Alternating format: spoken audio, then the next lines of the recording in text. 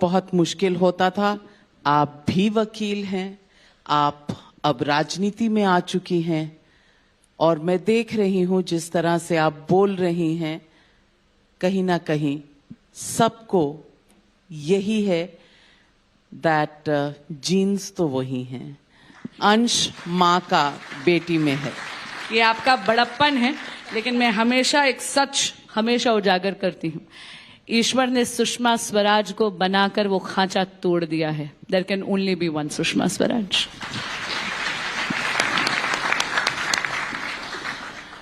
खांचा जरूर हर इंसान की शख्सियत अपनी अपनी होती है, लेकिन बांसुरी जी पूछना चाहूंगी, कभी कभी जब माँ बाप बहुत फेमस हों, बहुत बड़े अचीवर्स हों, नाम दुनिया में इतना ज्यादा उनका व्याख्यात हो, तो क्या बच्चों पर प्रेशर पड़ता है कि किस तरह से अपनी जगह खुद बनाएं, अंडर द सन जैसे कहा जाता है, और क्या कुछ शोल्डर्स पर बोझ महसूस होता है?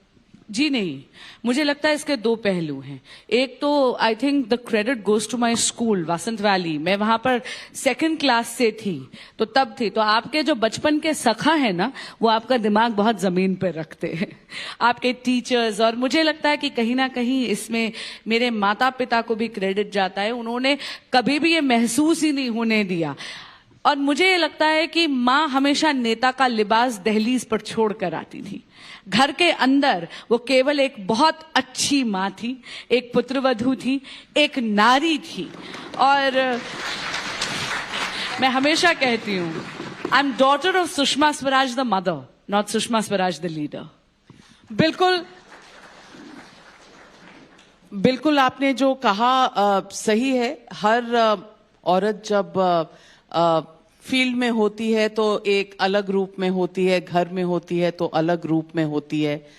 लेकिन देखती तो होंगी आप, एक बच्ची की तरह माँ की जिंदगी, माँ किस दौर से गुजर रही है। She was the youngest cabinet minister at the age of 25.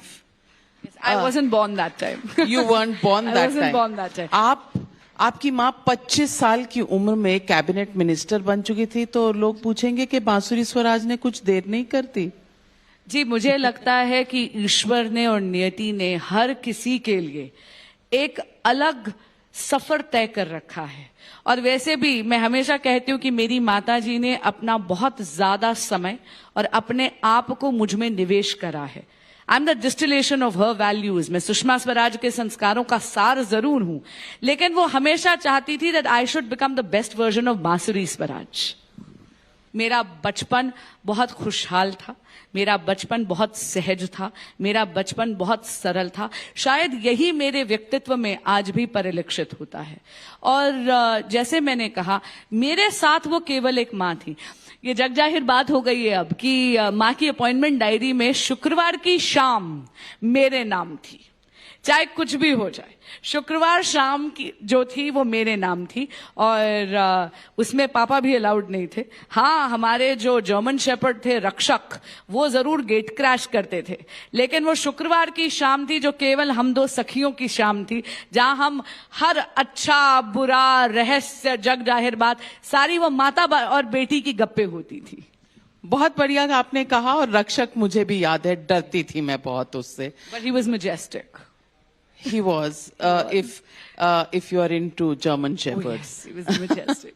But सवाल मैं आपसे पूछना चाहती हूँ कि आपकी पार्टी का, प्रधानमंत्री नरेंद्र मोदी के इस चुनाव में सबसे बड़ा मुद्दा परिवारवाद का है, और आप समझ ही चुकी होंगी कि मैं सवाल क्या पूछने वाली हूँ।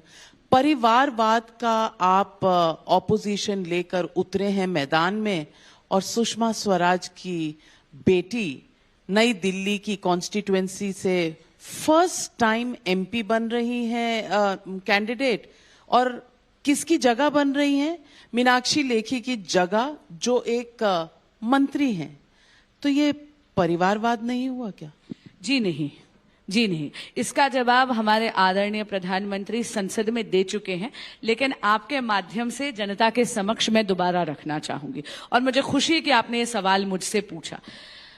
देखिए, परिवारवाद तब होता है जब आते ही आप नंबर 1 के दावेदार बन जाते हैं, क्योंकि आपके माता पिता जनप्रतिनिधि हैं, इसीलिए आप भी जनप्रतिनिधि हो। ये जरूर, ये शायद ठीक नहीं है, लेकिन क्योंकि मेरी माता राजनीति में थी, इसका अर्थ ये नहीं है कि राजनीति मेरे लिए निषेध है। मुझे भी उतना ही अधिकार है स्ट्रगल का, मुझे भी उतना ही अधिकार है परिश्रम का, मुझे भी उतना ही अधिकार है पराक्रम का। हाँ, मैं पार्टी की बहुत शुक्रगुजार हूं कि उन्होंने ये दायित्व दिया है। ये रिवॉर्ड नहीं है, ये दायित्व है, एक मैं कहूंगी रिस्पॉन्सिबिलिटी है, जिम्मेदारी है, जिसे मैं पूरी तरह निभाने का प्रयास कर रही हूं। और इससे पहले भी जो मुझे दायित्व दिए गए, चाहे मैं लीगल सेल में को कन्वीनर ली गई, चाहे मैं प्रदेश में मंत्री की मुझे भूमिका निभाने का मौका मिला, मुझे एक ग्रास रूट से एक कार्यकर्ता के रूप में काम कर कर जनता में जाकर और फिर निवेदन करने का मौका मिला है। परिवारवाद तब होता है जब आप मेहनत नहीं करते लेकिन सीधा आकर मुख्यमंत्री पद के दावेदार हो जाते हैं, या मैं कहूंगी कि पार्टी के सरगना बनने के दावेदार हो जाते हैं, सिर्फ इसलिए क्योंकि आपका सरनेम एक पर्टिकुलर फैमिली से आता है। नितिन गडकरी जी कहते हैं कि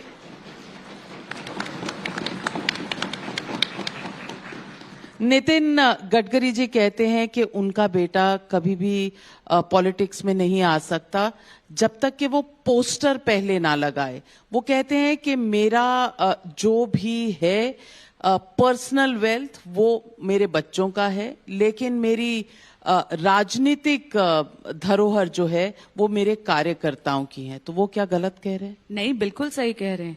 और मैं राजनीति में श्रीमती सुषमा स्वराज के कारण नहीं हूं, और ये मैं बहुत जिम्मेदारी से कह रही हूं। देखिए, मेरी माँ का इतना लंबा पॉलिटिकल करियर है, आप भी उनको जानती थी। उनके राजनीतिक जीवन में ना मेरे पिता का हस्तक्षेप था, ना मेरा हस्तक्षेप है। आप जानती है 10 साल वो विदिशा से एमपी रही, मैंने विदिशा में कदम भी नहीं रखा। मेरा राजनीतिक अगर इस जीवन में आवाहन हुआ है तो वो इसलिए है क्योंकि मैं एक एबीवीपी की कार्यकर्ता थी। मेरी संघ आयु 24 वर्ष है। मैंने पार्टी की सेवा 10 वर्ष एक वकील के तौर पर करी है, परोक्ष रूप से। आपके आशीर्वाद से, जनता जनार्दन के आशीर्वाद से मेरा वकालत में ये 17वां साल है। 10 वर्ष से खुद का चेंबर चला रही हूं। मैं दिहाड़ी की मजदूर हूं, मैं कचहरी जाती हूं रोज और अपनी रोटी वैसे कमाती हूं। पार्टी ने मुझे पहली भूमिका लीगल सेल में को कन्वीनर के नाम पे दी, और बहुत विनम्रता से कहूंगी, ये मुझे जो दायित्व मिला या मौका मिला, ये जब कृष्ण मां को चुरा कर ले गए उनके जाने के 4 साल बाद मिला। आप जब ये कहती हैं तो पता नहीं क्यों गला भर सा आता है। लेकिन मोदी जी ने मुझे लगता है सुषमा जी की मेमोरियल पर एक शब्द कहा था, मैं आपको सुनवाना चाहती हूं। उन्होंने तब सुषमा जी के बारे में और आपके बारे में क्या कहा था? सुषमा जी की जो ताकत थी उसकी कुछ झलक मैंने बांसुरी में अनुभव की। बांसुरी का जो धैर्य और मैच्योरिटी का मैंने दर्शन किया, सुषमा जी का एक लघु स्वरूप, मैं उस बेटी को बहुत आशीर्वाद देता हूं। आपका अंश मोदी जी को भी दिखा। आप कहती हैं कि आपका किरदार जो है राजनीति में वो सुषमा स्वराज जी की वजह से नहीं है। वजह से ना हो पर हर किसी को अंश नजर तो आता है। मैं कहूंगी शायद उनकी वजह से नहीं है, लेकिन हाँ, उनका आशीर्वाद मेरे साथ जरूर है। और मैं आभारी हूं और धन्यवाद देती हूं यशस्वी प्रधानमंत्री श्री नरेंद्र मोदी जी का कि उन्होंने ये आशीर्वाद मुझे दिया है। मेरा सुदृढ़ हो गया है संकल्प कि अब की बार 400 पार, फिर एक बार मोदी सरकार।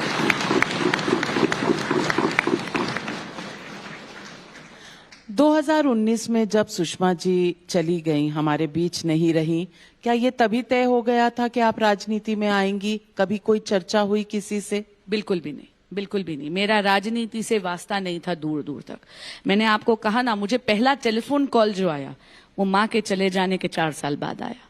उससे पहले बिल्कुल भी कोई रोल ही नहीं था। हाँ, इतना जरूर कहूंगी कि पार्टी और संगठन की सेवा मैं कचहरी में कर रही थी, लेकिन उसमें कुछ नया नहीं था, वो तो मैं 1 दशक से कर रही थी। लेकिन लोग कह रहे हैं, और खास करके आम आदमी पार्टी में आतिशी जी ने मुद्दा उठाया है कि संजय सिंह की बेल में आपने अपोज किया, आप ईडी की तरफ से थी, फिर बाद में कहा गया ये गलती से आपका नाम चला गया। तो वो कहते हैं कि ईडी और बीजेपी और ईडी में कोई फर्क नहीं है। इसमें 3 बातें कहना चाहूंगी। पहली बात, कुछ तो लोग कहेंगे, लोगों का काम है कहना, विपक्ष हैं, दोषारोपण तो करेंगे। दूसरी बात, देखिए, आम आदमी पार्टी की जो ये आतुरता है ना मीडिया में जाने की, बिना चीजें वेरीफाई करे, मैंने इतनी बार उनसे निवेदन करा है मीडिया के माध्यम से, आपके माध्यम से दोबारा कर देती हूँ। माननीय मंत्री आतिशी जी, माननीय मंत्री सौरभ भारद्वाज जी और माननीय विधायक सोमनाथ भारती जी, जब भी मेरे ऊपर प्रेस कॉन्फ्रेंस करना चाहे, केवल फोन कॉल कर ले, मैं सारे तथ्य स्वयं बता दूंगी, सारे के सारे ऑर्डर्स दे दूंगी। रही बात जो उस दिन हुआ, ये बात बिल्कुल सही है कि उस ऑर्डर में मेरा नाम गलती से गया है। खुद ईडी ने एप्लीकेशन डाली है और मेंशन करेगी, और जजेस ने उस ऑर्डर से मेरा नाम हटा दिया। जी, मैं यूनियन ऑफ इंडिया के पैनल पे थी, लेकिन 2 मार्च को जब टिकट की घोषणा हुई तो 8 मार्च को मैंने रिजाइन कर दिया। 15 मार्च को वो रेजिग्नेशन एक्सेप्ट भी हो गया। तो वो मैटर मुझे अब मार्क हो ही नहीं सकता था। मैं इस केस में ईडी की वकील नहीं थी, उस दिन ऑर्डर में नाम गलत था। तो ये गलती, ये एसोसिएशन कहां से आया? वो मुद्दा ये भी उठाते हैं कि एक और बहुत हाई प्रोफाइल केस है, और वो हाई प्रोफाइल केस है जब आप ललित मोदी की वकील थी, और ललित मोदी के ट्वीट्स भी हैं जिसमें उन्होंने आपका धन्यवाद, शुक्रिया किया है फॉर पासपोर्ट। वो कहते हैं देशद्रोहियों के साथ आप मिली हुई हैं, बड़ा आरोप है। पहले तो ये जरूर कहूंगी, आम आदमी पार्टी के इन बयानों से ये तो लगता है और साबित हो गया कि मैं वकील तो बहुत अच्छी हूं। देखिए, उन्होंने जितने भी आरोप लगाए हैं सरासर निराधार हैं, गलत हैं। आपने पूछा है इसलिए आपको बता रही हूं। ललित मोदी का जो केस था वो मेरे सीनियर कर रहे थे, मैं 9वें नंबर की जूनियर थी, उसमें मेरी कोई भूमिका नहीं थी। आप भी जानती हैं, आपके बेटे भी वकील हैं। अरे भाई, जूनियर एडवोकेट का जो स्टेटस है ना, वो इंटर्न से भी बदतर होता है। तो इसलिए, और रही जो उस प्रेस कॉन्फ्रेंस में उन्होंने जो बाकी 2 और आरोप लगाए, उसमें आप जैसे वो नीरव मोदी कहते हैं, मैं नीरव मोदी की वकील ही नहीं हूं। अनिल मसीह का नाम लेते हैं, मैं अनिल मसीह की वकील नहीं हूं। मैंने कहा ना, चेक ही नहीं करते। वो मणिपुर की बात करते हैं, मणिपुर में मैं अभियुक्त की वकील नहीं हूं, वहां तो मैंने इंटरवीन करा है एक एनजीओ के लिए जो बंगाल की महिलाओं के लिए काम करती हैं, क्योंकि बिल्कुल जैसा कांड मणिपुर में हुआ था वैसा ही एक नहीं बल्कि 2 हादसे टीएमसी के वर्कर्स ने करा महिला प्रत्याशियों के साथ। मैं तो उनके लिए इंटरवीन करी थी। लेकिन मैंने कहा ना कि झूठ का पुलंदा हमेशा जनता जनार्दन के सामने लाते हैं, मीडिया में आने पर आतुर रहते हैं, कभी जो है वेरीफाई नहीं करते। पर अगर इनकी रिसर्च टीम इतनी लेजी है, बस एक फोन कॉल कर ले, मैं दे दूंगी सारे तथ्य। लेकिन फिर ललित मोदी ने आपको थैंक यू क्यों किया ट्वीट पर? ये आपको उनसे पूछना पड़ेगा। एब्सकॉन्डिंग है, कैसे पूछूं? ट्वीट के माध्यम से।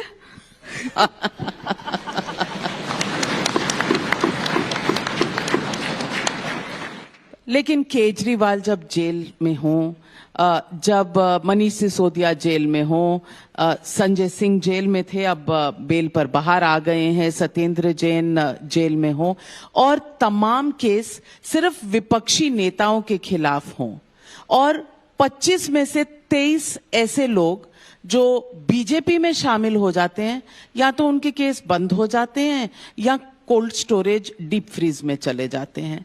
तो फिर कुछ तो लोग कहेंगे, और लोगों का काम भी है कहना और पूछना कि ये कैसे हो रहा है। इस गाने की अगली लाइन है, छोड़ो बेकार की बातें, कहीं बीत ना जाए रहना। बेकार की बातें हैं। लेकिन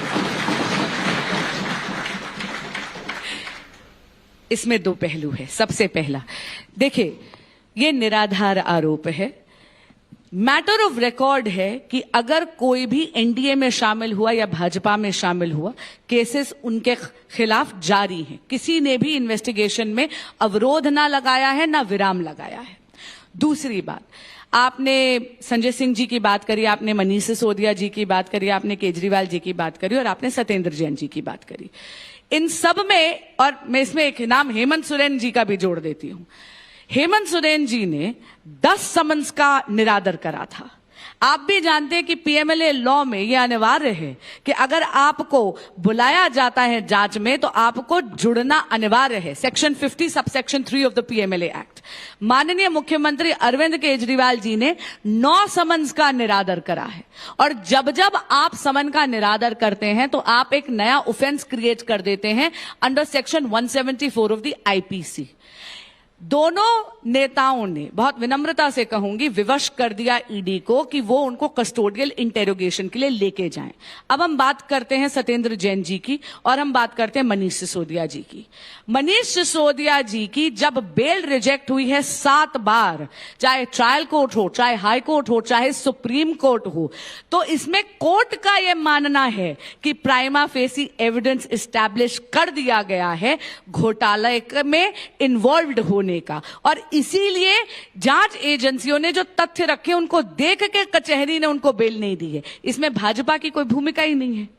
देखिए, विपक्ष जो है इसे कहते हैं चोरी और फिर सीना चोरी, और पूरा का पूरा इनका जो भी तथ्य होते हैं कोर्ट में नहीं बोलेंगे, आकर मीडिया में जो है प्रोपेगेंडा करेंगे। आप हमारी रोजी रोटी के ऊपर क्यों लात मार रहे हैं? कतई नहीं। हम मीडिया में आकर लोग बोलेंगे। वैसे हम बॉयकॉटेड हैं कई विपक्षी पार्टी से। आम आप आदमी केवल बॉयकॉटेड ही नहीं है, आपके एक पत्रकार को तो अरेस्ट कर लिया गया था, और मुझे याद है आपके नेटवर्क की एक टीम को ये मानकर, आम आदमी पार्टी को ये लगा कि विधानसभा उनकी पर्सनल जागीर है, इनके नेटवर्क की एक पूरी टीम को अंदर नहीं घुसने दिया था विधानसभा में। बिल्कुल ये सही है, लेकिन कोई कुछ भी कहे, हम अपना काम करते रहते हैं। और मैं आज आपसे पूछना चाहूंगी, आप बिल्कुल अपना काम करिए, लेकिन मैं ये पूछना चाहूंगी इनसे, ये जो लोकतंत्र के मसीहा बनते हैं, लोकतंत्र बचाओ के नाम पे भ्रष्टाचार बचाओ की जो रैली करते हैं, आर दे अलाउड टू मजल द मीडिया लाइक दिस? क्या इनको ये हक है मीडिया के मुंह पर इस तरह पट्टी बांधने का? बिल्कुल नहीं। एक वकील और एक भारतीय नागरिक होने के कारण मैं इसका विरोध करती हूं।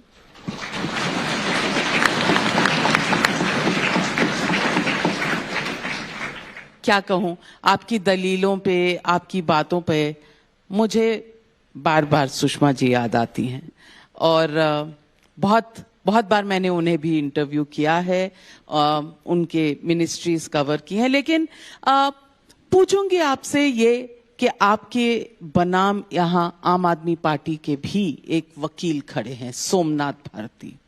तो क्या बांसुरी स्वराज जायंट किलर होंगी सोमनाथ भारती को हराकर, या कहीं ना कहीं लोग ये कह रहे हैं कि बदले की राजनीति में बीजेपी बैकफुट पर होगी? मैं ये कहूंगी कि बाबा सोमनाथ का आशीर्वाद नरेंद्र मोदी जी के सिर पर है, सामने कोई भी सोमनाथ खड़ा हो जाए।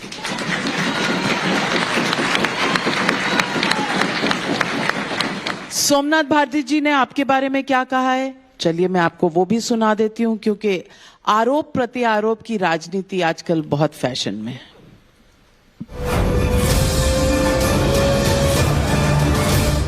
जो हमारी बेटियां महिला रेस्लर्स जो थीं, जो महिला पहलवान थीं, जो देश के लिए मेडल्स लेके आई, उनकी इज्जत को तार तार करने वाला व्यक्ति बृजभूषण के खिलाफ जब महिला पहलवान बैठे, अपने आप में एक बहुत बड़ी बात थी। उनको न्याय पाने के लिए जंतर मंतर और धरना करना पड़ा। उसके बावजूद भारतीय जनता पार्टी ने उस बृजभूषण के खिलाफ कोई एक्शन नहीं लिया। और आपको जान के हैरानी होगी कि उस एक्शन न लेने का जो भाजपा का कार्य था, उसको डिफेंड किसने किया? भारतीय जनता पार्टी की नई दिल्ली लोकसभा के उम्मीदवार बांसुरी स्वराज जी ने। मैं उनकी वकील नहीं थी। मैंने कहा ना, रिसर्च नहीं करते। अरे एक फोन कॉल कर दिया होता, मैं ही बता देती सोमनाथ भाई। तो सोमनाथ जी आप पर गलत आरोप लगा रहे हैं। आपसे पूछा जा रहा है कि आप महिला कैंडिडेट हैं, महिलाओं के हक के लिए आप लड़ी नहीं, तो आप कैसी महिला कैंडिडेट हैं? मैंने कहा ना, आरोप ही गलत है। पर मैं एक चीज पूछना चाहती हूँ, आप अभी तक सोमनाथ जी मीडिया और प्रेस कॉन्फ्रेंसेस ही कर रहे हैं क्या? मैं तो जनता में उतर गई हूँ, मुझे तो 1 महीना 3 दिन हो गए हैं प्रचार में। तो चलिए इसी पे पूछ लेती हूँ, जब आप जनता के बीच जाती हैं तो लोग क्या कहते हैं? आइएगा कभी कैंपेन ट्रेल पर, आइएगा कभी कैंपेन ट्रेल पर और देखिएगा कि दिल्ली की जनता का अगाध विश्वास है नरेंद्र मोदी जी की गारंटी पर, क्योंकि मोदी की गारंटी पूरी होने की गारंटी है। तो फिर दिल्ली में 7 में से 6 उम्मीदवार बदल क्यों दिए गए? अगर सब मोदी जी में बिलीव करते हैं और सब इतना कुछ अच्छा ही काम कर रहे थे, तो आज 6 उम्मीदवार फील्ड में क्यों नहीं है? क्योंकि हमारे संगठन में, हमारी पार्टी में टिकट कटता नहीं है, मिलता है। और पद नहीं होते, दायित्व होते हैं। जब तक आपको एक दायित्व सौंपा जाता है, आप उसको पूरी कर्तव्य निष्ठा से निभाते हैं। यदि वो दायित्व किसी और को सौंप दिया जाता है, तो आप उनका मार्गदर्शन करते हैं कि वो उस कर्तव्य को पूरी कर्तव्य निष्ठा से निभाए। अगर आपको वोट मांगने जाना पड़े, वोट तो सबसे मांगने पड़ते हैं, तो सोनिया गांधी जी से कैसे वोट मांगेगी, क्या कहेंगी? मैं एक बार मांग चुकी हूं, लेकिन आपके माध्यम से दोबारा मांग लेती हूं। आपके माध्यम से मैं श्रीमती सोनिया गांधी जी और राहुल गांधी दोनों से मैं विनम्र निवेदन करती हूं, अपना प्रत्याशी धर्म निभाते हुए, कि यदि आप चाहते हैं कि विकास की गाड़ी में अवरोध ना आए, यदि आप चाहते हैं कि भारत एक विकसित भारत हो, यदि आप चाहते हैं कि भारत एक सशक्त भारत हो, तो मोदी जी की गारंटी जो सुशासन का आश्वासन है, आत्मगौरव का आश्वासन है, आत्मनिर्भरता का आश्वासन है, विकास का आश्वासन है, उस पर भरोसा कर 25 मई को कृपया कमल के फूल का बटन दबाकर यशस्वी प्रधानमंत्री श्री नरेंद्र मोदी जी को तीसरी बार देश का प्रधान सेवक अवश्य बनाइए।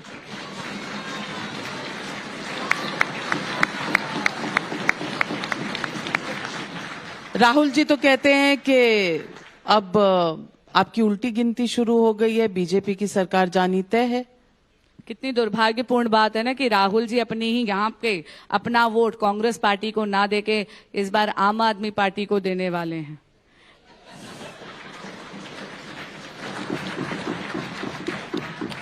पब्लिक मंच है, इसीलिए चाहूंगी कि पब्लिक में अगर कोई सवाल पूछना चाहे तो पब्लिक के सवालों का सिलसिला शुरू करें। और यहाँ फर्स्ट टाइम वोटर हैं, फर्स्ट टाइम वोटर हैं, खड़े हो जाएं, माइक इन्हें दिया जाए और सवाल, अपना नाम बताएं और सवाल जरूर पूछें। गुड इवनिंग बासुरी जी। नमस्कार बेटा। आपको बहुत नमस्कार। सबसे पहले तो मैं ये कहना चाहूंगा, my self Shubh Parsai, I am from due. ये कहना चाहूंगा कि मेरी जो लोकसभा है वो आपकी माता जी की लोकसभा की जस्ट बाजू वाली लोकसभा है, जो कि नमदापुरम विदिशा की साइड वाली लोकसभा है। तो आपकी माता जी का बहुत महत्वपूर्ण योगदान उस लोकसभा में भी रहा है। मेरा आपसे क्वेश्चन यही है कि you mention that Sushma Swaraj एक ही थी, एक ही रहेगी और उनके अलावा कोई वैसा हो नहीं सकता। My question to you is, will you continue the legacy of great Sushma Swaraj और will you be in your own shoes? My supplement to this question is your vision for students. दो बिल्कुल ही अलग सवाल, अक्रॉस द स्पेक्ट्रम। ओके, सबसे पहले there is no question of legacy. ये legacy जो है दूसरों के दिमाग में है। I will definitely try and achieve to be the best version of बांसुरी स्वराज। आखिर कृष्ण ने मुझे यहाँ पर अपने लिए भेजा है ना, ईश्वर का अंश तो मैं भी हूं जैसे आप हैं, तो बिल्कुल I have to achieve my best version and my potential. रही बात what is the vision for students, so I know that आजकल हर स्टूडेंट को स्टार्टअप का बड़ा चस्का है ना, आपको भी होगा, है ना स्टार्टअप बग? शक्ल देख के लग रहा। So something, I'm very inspired by the Honorable Prime Minister's vision of Startup India and Stand Up India, as well as Lakhpati Didi. So something that we want to do in New Delhi is maybe a startup hub, a one-stop shop जहां पर आप आइए, आप केवल एक nascent idea लेकर आ जाइए और उसके बाद जिस भी प्रकार का ज्ञान आपको चाहिए उस ख्वाब को हकीकत में तब्दील करने के लिए वो वहां पर स्टार्टअप हब में होगा। कुछ लोग, क्योंकि हमने लाइव ट्विटर पर भी आपके लिए सवाल मंगवाए हैं, तो कुछ सवाल मेरे पास आए हैं। आयुष वर्मा नोएडा एक्सटेंशन से पूछ रहे हैं, बांसुरी जी, अगर आपको आपकी माता जी की तरह विदेश मंत्रालय की जिम्मेदारी दे दी गई तो आप सबसे पहला काम क्या करेंगी? मैं वकील हूं, मैं तथ्यों पे बात करती हूं, हाइपोथेटिकल सिचुएशंस में बात नहीं करती। साफ बच गई आप ईडी की वकील रही हैं। क्या दिल्ली में सच में कोई शराब घोटाला हुआ है या ये महज एक राजनीतिक साजिश है? अगर हुआ है तो करोड़ों की बात करने वाली ईडी अभी तक मनी ट्रेल साबित क्यों नहीं कर पाई है? ये सवाल पूछ रहे हैं अंजनी कुमार राय गाजीपुर से। जी, अंजलि कुमार राय जी को मैं जरूर कहूंगी कि एक बार सारे के सारे ऑर्डर्स खोलकर देख लीजिए। हाई कोर्ट का ये मानना है और इस पे सुप्रीम कोर्ट की मोहर लगी है। और हाल ही में दिसंबर में मनीष सिसोदिया जी की बेल रिजेक्ट होने के बाद क्यूरेटिव पिटिशन भी डिसमिस हुई है और उसमें क्या लिखा गया है कि ईडी ने ये सबूत रख दिए हैं कि 100 करोड़ रुपए के किकबैक्स आम आदमी पार्टी ने लिए हैं और वो सारा का सारा पैसा आम आदमी पार्टी की गतिविधियों के लिए ही इस्तेमाल हुआ है। नाविका जी, मैं नई दिल्ली सीट की वोटर हूं। मैं आपके माध्यम से बांसुरी जी से पूछना चाहती हूं, आपने राहुल गांधी और सोनिया गांधी से बीजेपी को वोट देने की अपील की है। आपको ऐसा क्यों लगता है कि वो आपकी इस अपील को मानेंगे? नहीं, मुझे नहीं लगता है, लेकिन जैसे मैंने कहा, प्रत्याशी धर्म मैंने निभाया है, ना देना या देना उनके अधिकार क्षेत्र में है। नेहा सिंह का यह सवाल था नई दिल्ली से। अतुल सिंह का सवाल गुड़गांव से है, विपक्ष के किस नेता में आपको आपकी मां के जैसे राजनीतिक गुण नजर आते हैं? बहुत विनम्रता से कहूंगी, माफ करिएगा, there can only be one Sushma Swaraj. Sushma Swaraj अद्वितीय हैं।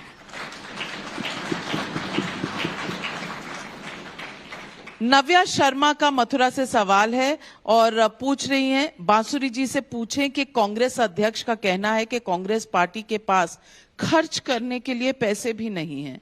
बांसुरी जी वकील हैं, कांग्रेस को उनके इस आरोप पर क्या कहेंगे? जी, मैं तो दिहाड़ी की मजदूर खुद हूं। देखिए, कांग्रेस पार्टी का ये जो आरोप है, बहुत विनम्रता से कहूंगी, 12 लाख करोड़ रुपए का घपला करने वाले जब दरिद्रता दिखाते हैं तो हंसी आती है। अर्चना यादव लखनऊ से पूछ रही हैं, सुषमा जी की बेटी बांसुरी आएंगी तो परिवारवाद नहीं, राजनाथ जी के बेटे पंकज आएंगे तो परिवारवाद नहीं, पार्टी के लिए दिन रात एक करने वाले अखिलेश यादव परिवारवादी हैं, ये कैसा तर्क है? मैंने कहा ना, क्योंकि आते ही अखिलेश भाई नंबर 1 के दावेदार बन गए, आते ही मुख्यमंत्री का ही पद उनके लिए रिजर्व हो गया। बांसुरी जी, मेरा पब्लिक मंच का शो का एक सेगमेंट है कि कुछ याद आया, और इसमें मैं सुषमा स्वराज जी की एक बहुत फेमस स्पीच आपको सुनवाना चाहती हूं। 1996 की स्पीच है। मैं पार्लियामेंट की मीडिया गैलरी में थी, मुझे बहुत अच्छे से ये याद है, और उन्होंने संसद में ये स्पीच दी थी। क्या दिया था, क्या कहा था, सुनवाती हूं आपको।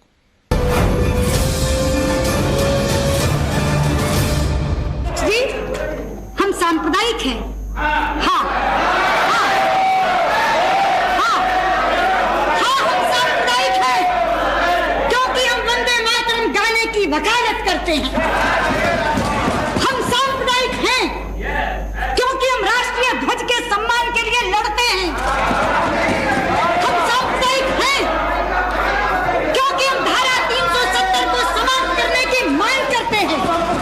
हाँ अध्यक्ष जी, हम सांप्रदायिक हैं, क्योंकि हम हिंदुस्तान में समान नागरिक संहिता बनाने की बात करते हैं।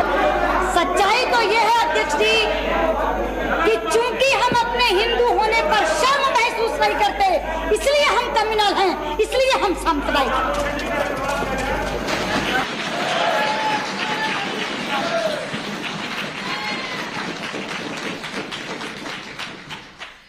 बम्स। आप उनकी स्पीचेस सुनती हैं? नहीं, मेरे लिए बिल्कुल आसान नहीं है उनकी स्पीचेस सुनना। क्यों? याद आती है? उनकी क्षति, उनकी खलिश समय भी नहीं पूरी कर सकता। मैं जानती हूँ हम सबको अपनी माँ बहुत पसंद है, मेरी वाली कुछ खास थी। जब उनकी याद आती है तो क्या करती क्या हैं आप? कोई उनकी ऐसी याद जो आप पकड़ कर रखती हैं, कोई उनकी ऐसी चीज जो आपको उनकी याद दिलाती हैं पकड़ कर? देखिए, याद तो उनकी हर क्षण आती है, लेकिन जिस दिन पता है कि ऐसे तीखे प्रहार होने वाले हैं और इतनी बड़ी शख्सियत का सामना करना है, हाँ, उस दिन उनकी साड़ी पहनकर आती हूँ, उनका कड़ा और उनके इयररिंग्स पहनकर आती हूँ। तो ये आपने सुषमा जी की साड़ी पहनी है, महसूस कर रही हैं कि उन्होंने आपको कहीं ना कहीं बिल्कुल माँ के आंचल में बैठी हूँ।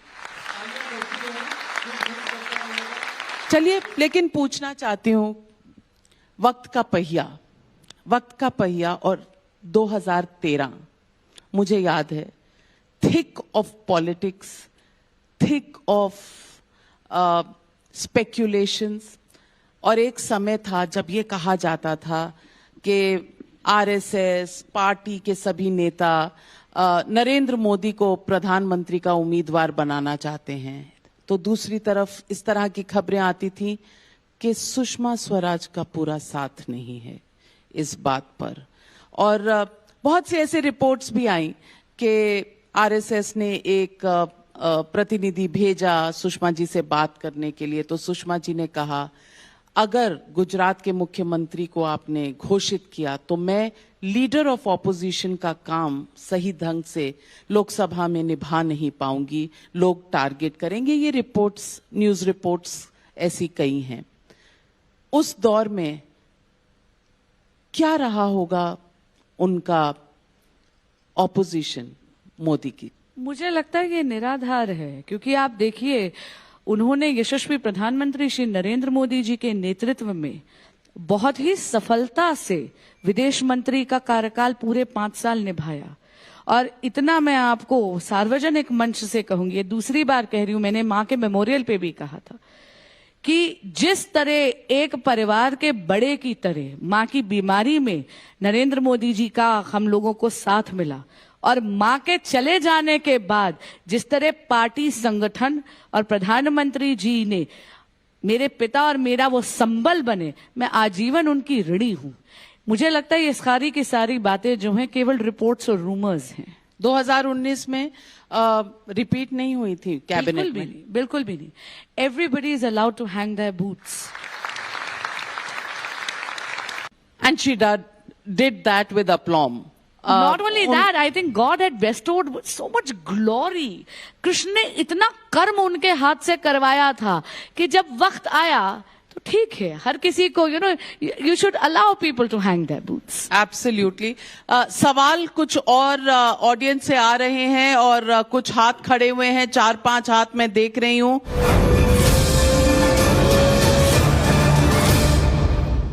नमस्कार बाशुरी मैम, मेरा एक क्वेश्चन था बट अब 2 हो गए हैं। क्यों मल्टीप्लाई हो रहे हैं? नो मैम, मैं उत्सव कुमार दिल्ली विश्वविद्यालय का ही छात्र हूँ। नमस्कार उत्सव जी। मैं आपसे ये पूछना चाहता हूँ कि डीक्रिमिनलाइजेशन जो है वो बहुत ज्यादा पॉलिटिक्स में बढ़ती जा रही है, तो अगर इस साल सत्ता में आती है बीजेपी, वो तो किस तरह से उसको खत्म करने को देखेगी कि पॉलिटिक्स से डीक्रिमिनलाइजेशन खत्म हो?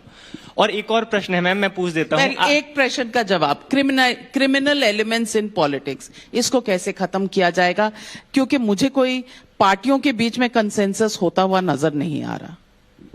नहीं, ऐसा नहीं है। मुझे लगता है कि भारतीय जनता पार्टी जो है वो इस पर बहुत संजीदगी से सोच भी रही है, और इसी हफ्ते हमारा संकल्प पत्र भी आने वाला है, हमारा मैनिफेस्टो आने वाला है। उत्सव, आपसे निवेदन करूंगी, बस चंद दिन अगर आप इंतजार कर लेंगे तो उसमें पूरा का पूरा बखान हमने करा होगा कि हम क्या स्टेप्स लेने वाले हैं। मैम दूसरा प्रश्न है, मैम एक लास्ट प्लीज मैम। एग्जाम में जब जाते हो तो सप्लीमेंट्री हमेशा आंसर कर आते हो क्या? अच्छा मैम, एक क्वेश्चन बस। अच्छा, आपके डिबेट से ये आपने एक बोला था बीच में, मैम आपने बोला था कि मैं दिहाड़ी की मजदूर हूँ। मैम, दिहाड़ी की मजदूर की जो सैलरी या फीस जो उनको मिलती है उसमें और एक लॉयर जो होते हैं उसमें बहुत ज्यादा डिफरेंस होता है। बेटा क्या पढ़ रहे हो? Ma'am philosophy. फिलॉसफी पढ़ रहे हो ना, कभी ग्राउंड रियलिटी पे आके देखना। लिटिगेशन में, और ये बहुत बड़ा मुद्दा है, अगर इसके बारे में कभी कुछ कर पाई तो जरूर करूंगी, कभी भी आके देखना, लिटिगेशन में कई बच्चे हैं जो मुफ्त में काम करते हैं। लॉ का जो प्रोफेशन है, खास करके लिटिगेशन, जो कचहरी जाने वाले बच्चे हैं, उनकी काफी दुर्दशा है। ईश्वर ने अगर कभी सेवा का मौका दिया तो इसके लिए जरूर काम करूंगी। मैं, आपको पता ही नहीं है, हमारे यहाँ पे 9 से 5 की तो शिफ्ट होती नहीं है। We are working round the clock. और कई चेम्बर्स हैं जो बच्चों को स्टाइपेंड नहीं देते, कई चेम्बर्स ऐसे हैं जो मुफ्त में काम करवाते हैं। और ये भ्रम है कि वकीलों की फीस बहुत ज्यादा हाई होती है। ये एक चंद, मैं कहूंगी कुछ ऐसे लोग हैं जो वाकई, उनकी मैं कहूंगी रोजी रोटी बिल्कुल, वो बहुत अच्छी फीस कमांड करते हैं, लेकिन ज्यादातर जो लोग हमारे प्रोफेशन में हैं उनकी जिंदगी इतनी आसान नहीं है। एक सवाल ट्विटर पर आया है, संजय पोदार पटना से पूछ रहे हैं, बांसुरी जी ने कहा कि अगर आप हमें जीतकर भेजते हैं तो मैं 24 घंटे आपके बीच में रहूंगी। जनता से आपने ये चुनावी वादा किया है, इसके पहले भी नई दिल्ली सीट से बीजेपी की ही सांसद थी, आपके इस बयान का क्या मतलब है? सुषमा स्वराज के संस्कारों का सार हूं, आजमा के देख लीजिएगा, निराश नहीं करूंगी।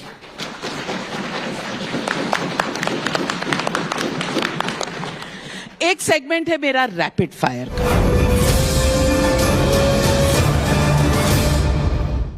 और रैपिड फायर में मैं आपसे वो कहते हैं ना कि शॉर्ट आंसर्स वाला। तो रैपिड फायर का मेरा पहला सवाल, Sushma Swaraj versus Jaishankar as external affairs minister, whose your choice? No choice, both. Sushma Swaraj for her will to serve the people, Jaishankar ji for continuing her legacy to continue to serve the people, and I am in awe of Jaishankar ji's intellect.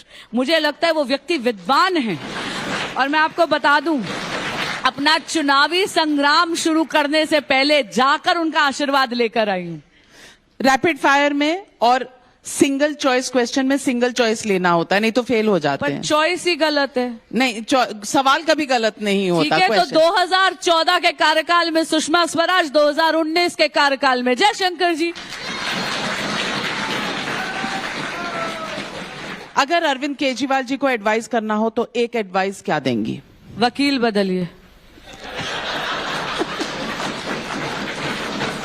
बांसुरी स्वराज बनेंगी उनकी वकील? उनको मैं पसंद कहा हूं। सारा दिन तो विकास का कोई काम करते नहीं है, प्रेस में यही बताते रहते हैं कि मेरे मुवक्किल कौन है। और वो भी गलत। Top 3 women leaders in Indian politics, past or present, across party lines. Past or present, I would say Sushma Swaraj, and present में I would say Nirmala Sitharaman ji and Smriti Irani ji. दूसरी पार्टियों से कोई नहीं पसंद? सुषमा जी एक बार तो उन्होंने सारे हीरे हमने बटोर रखे, कहते ना तेरे चेहरे से नजर ही नहीं हटती, नजारे हम क्या देखें।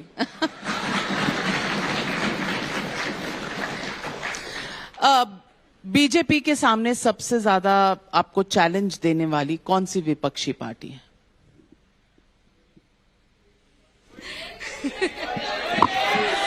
कोई नहीं है टक्कर में, क्यों पड़े हो चक्कर में। Who is the main opposition leader आपके सामने? जी, राहुल गांधी जी कहते हैं कि वो मेन ऑपोजिशन लीडर हैं। आपको क्या लगता है? मुझे लगता है कि हम नकारात्मक राजनीति नहीं करते, और वो करते हैं? हम केवल सकारात्मक राजनीति करते हैं। इसलिए हम जब, अगर आप कैंपेन पे भी देखें, संजीदगी से बात करूं, कैंपेन पर भी देखिए, मैं अपने जो आम आदमी पार्टी के प्रत्याशी हैं उनके विरुद्ध भी व्यक्तिगत आरोप नहीं लगाती। हम केवल मोदी जी के सुशासन का जो पिछले 10 साल का रिपोर्ट कार्ड है उसकी बात करते हैं, विकसित भारत के विजन की बात करते हैं। सवाल एक और है, हु इज बिगर, मोदी और बीजेपी? मोदी और भाजपा एक दूसरे के पर्याय हैं, क्योंकि पार्टी कमल के चिन्ह पर लड़ती है और मोदी कमल का फूल है।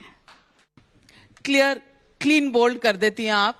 और शब्दों को जिस तरह से आप कहीं लिटरेचर पोइट्री इस फील्ड में तो नहीं है, क्योंकि शब्दों को बहुत अच्छे से बुनती हैं। आपको पता ही नहीं है मैं आपके समक्ष कितनी नर्वस हूँ। फुल बेंच के आगे पैरवी करना ज्यादा आसान है। आप और नर्वस, अगर नर्वसनेस में ये हाल है तो बिना नर्वसनेस के कैसे होगा, कोई बता सकता है? अच्छा, बता दीजिए।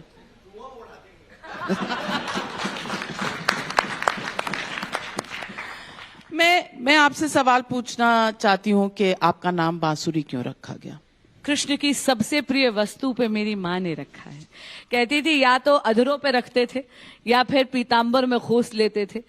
और जब ब्रजभूमि छोड़कर गए तो श्री जी यानी राधिका रानी के हाथों में सौंप के गए।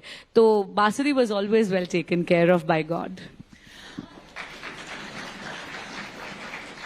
सुषमा जी ने आपको भक्ति या पाठ ऐसी कोई चीजें सिखाई हैं जो आपके दिल के बहुत करीब है? नहीं, काफी चीजें सिखाई हैं। मैंने कहा ना, भक्ति मुझे विरासत में उनसे मिली है। लेकिन मैं आपको ये भी बताती हूँ कि वो मेरी सुख दुख की साथिन थी। शी वॉज माई को कॉन्स्पिरेटर। करती थी? या शी वॉज माई को कॉन्स्पिरेटर। कुछ बदमाशियां कभी की हैं ऐसी? एक बार सुबह सवेरे मुझे 5 बजे उठाया गया। मैं स्कूल में थी और छुट्टी का दिन था और बोली चलो चलो चलो चलो। तुरंत हम दोनों जो है गाड़ी में बैठे। उन्होंने आलू पूरी जो है टिफिन में बंधवा के रखे हुए थे। सीधा गाड़ी दौड़ी। हम लोग हरिद्वार गए और हमने वहां पर बिना किसी को बताए, केवल हम माँ बेटी थे, हम लोग गए। हमने गंगा जी के दर्शन करे, उसमें उनमें डुबकी लगाई, गंगा आरती करी। फिर दोनों बैठकर पेड़ के नीचे हम लोगों ने आलू पूरी खाई। वापस गाड़ी में बैठे और 6 घंटे में वापस दिल्ली। बहुत अच्छी यादें हैं आपकी। शिव तांडव उन्होंने आपको सिखाया?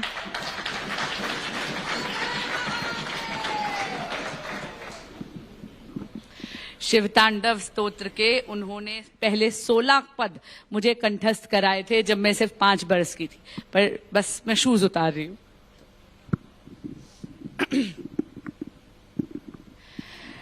नमो पार्वती पतयः हर हर महादेव।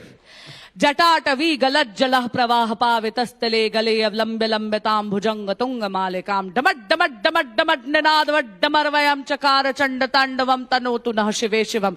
जटाकटाः संभ्रम भ्रमण निलिम्प निर्झरी विलोल वीची वल्लरी विराजमान मूर्धनि। धगत धगत धगत धगत जवल्ललाट पट्ट पावके किशोर चंद्रशेखरे रतिः प्रतीक्षणं मम।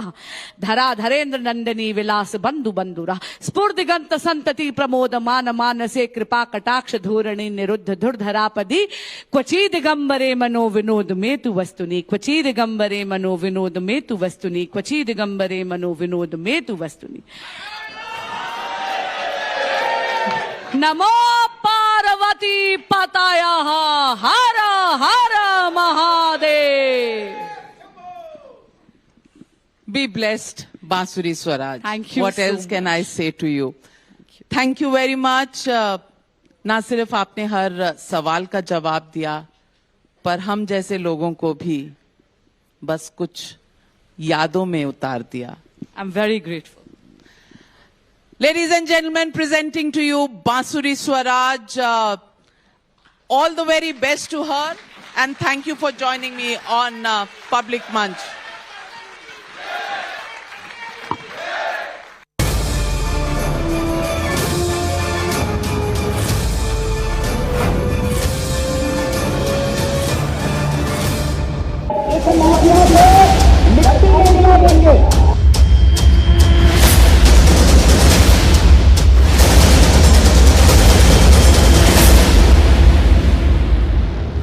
आज माफिया सीरीज में योगी राज में एक के बाद एक मिट्टी में मिलते बड़े बड़े माफियाओं की कहानी हम इस वीडियो में आपके सामने लेकर आए हैं कि कैसे यूपी में माफियाओं की 124 अरब से अधिक की संपत्तियां जब्त की गई हैं। हजारों इनकाउंटर हुए हैं, 150 से ज्यादा अपराधी ढेर हुए हैं। ये सब आपको इस वीडियो में तफसील से बताएंगे। लेकिन सबसे पहले बात बाहुबली मुख्तार अंसारी की।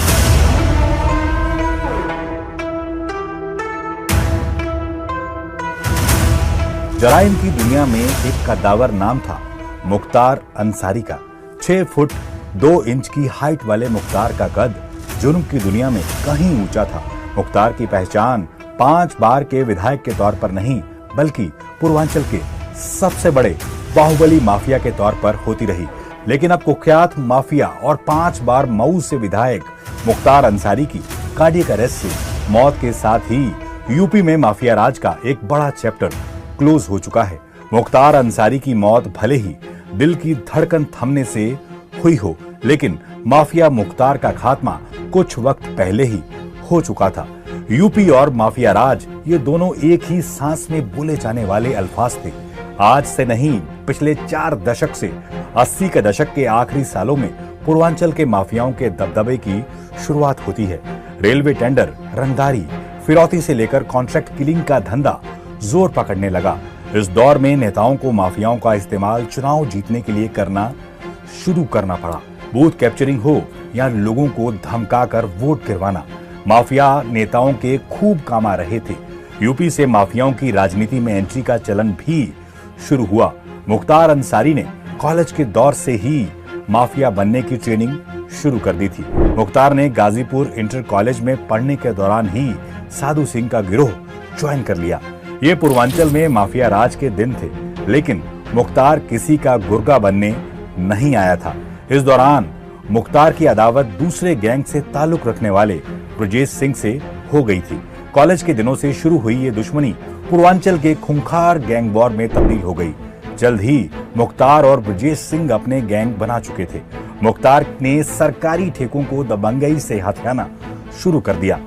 जराइम की दुनिया में डूबे हुए मुख्तार को मालूम था कि सियासत के सहारे ही जुर्म के उसके धंधे की हिफाजत कर सकता है। वो परिवार की सियासी विरासत भी थी और मुख्तार की बाहुबली माफिया इमेज भी। वह दौर सियासत और माफियाओं की मिली भगत के नंगे नाच का दौर था।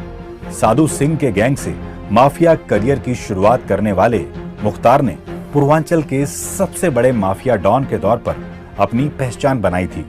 1-2 नहीं बल्कि 8 राज्यों में मुख्तार के खौफ का कारोबार चलता था। बेहद प्रतिष्ठित परिवार से आने वाले मुख्तार ने जराइम की दुनिया में अपना नाम बनाया और फिर सियासत की राह पकड़ ली। 5 बार मऊ की जनता ने माफिया मुख्तार को माननीय नेताजी बनाने के लिए वोट किया।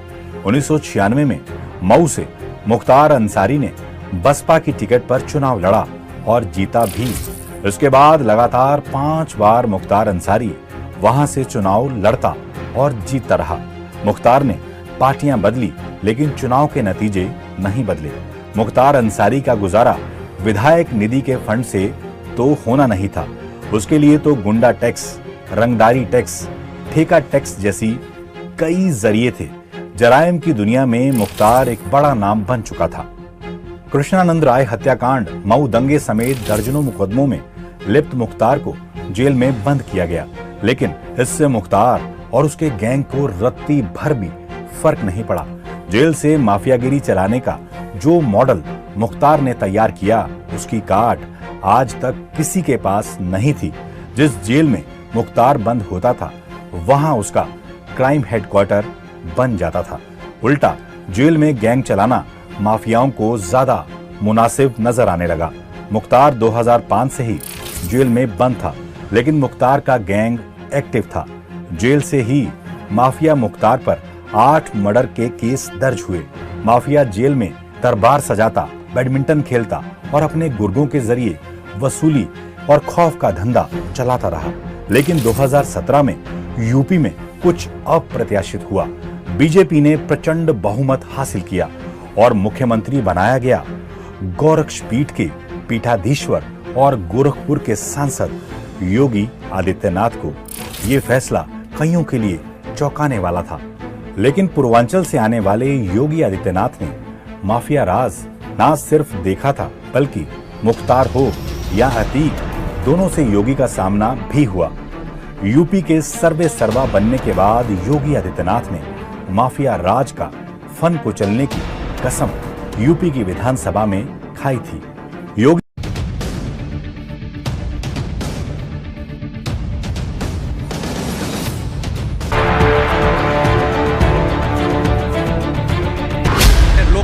अपराध का कहीं कोई जगह नहीं है, कोई मतलब नहीं है। लोकतंत्र में अपराध की क्या जरूरत है? यूपी हमारा गुंडा माफिया का सफाया हो चुका है। 24 में देखिए मोदी जी और जोगी जी का लहर चल रहा है।